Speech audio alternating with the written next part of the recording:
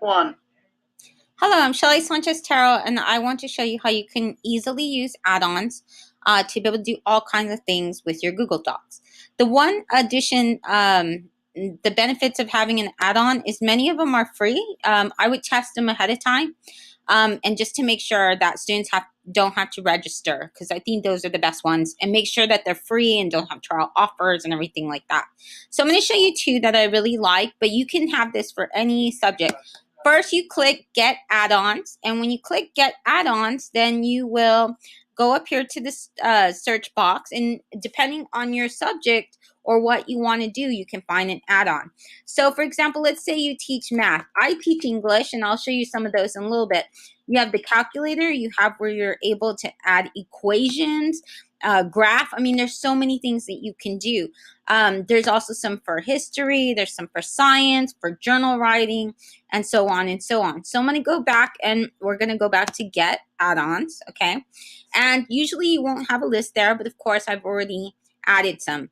So let's say I want to add an add-on that I really like. I've recommended two for you in my blog post. The ones that I really like Grammar Marks, and I really like AI, Grade Proof AI.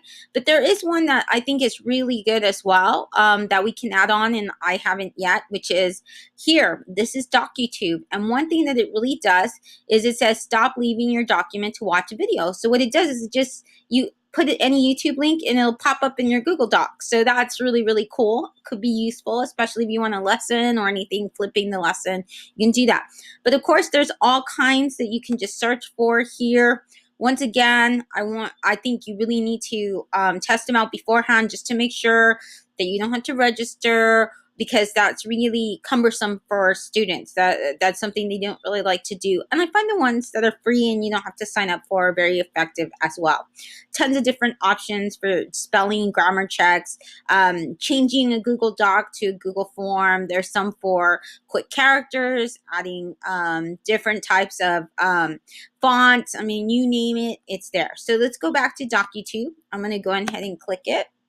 And when I do, I'm just going to click the free. And then you have to allow permissions for all of them. It doesn't matter.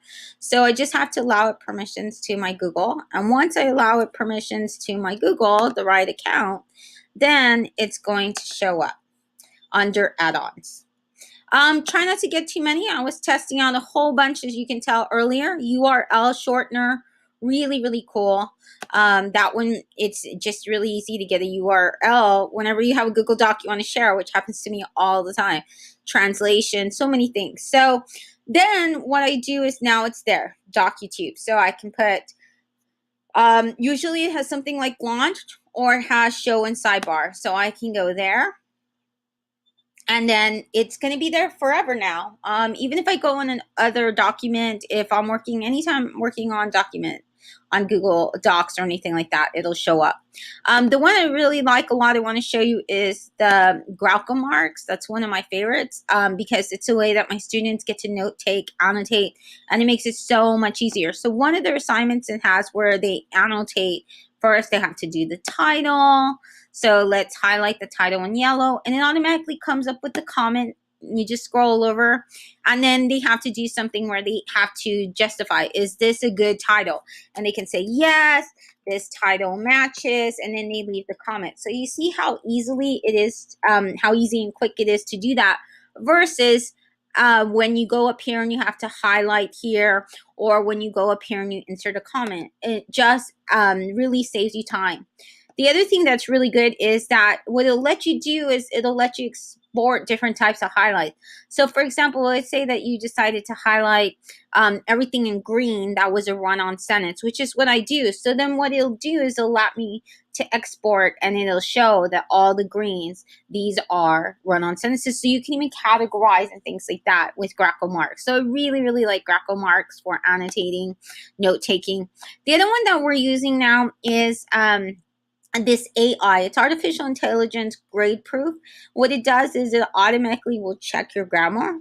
It does it with artificial intelligence. It does the basic ones, which is really good for students, because a lot of my students do, they're working on the computer and stuff. They don't realize that they're making spelling errors, things like that. And they want them to be more aware of their writing and to make sure they do grammar checks and stuff so they're not making mistakes. That is something that's going to help them throughout, you know, their careers and life, is if they're constantly editing themselves.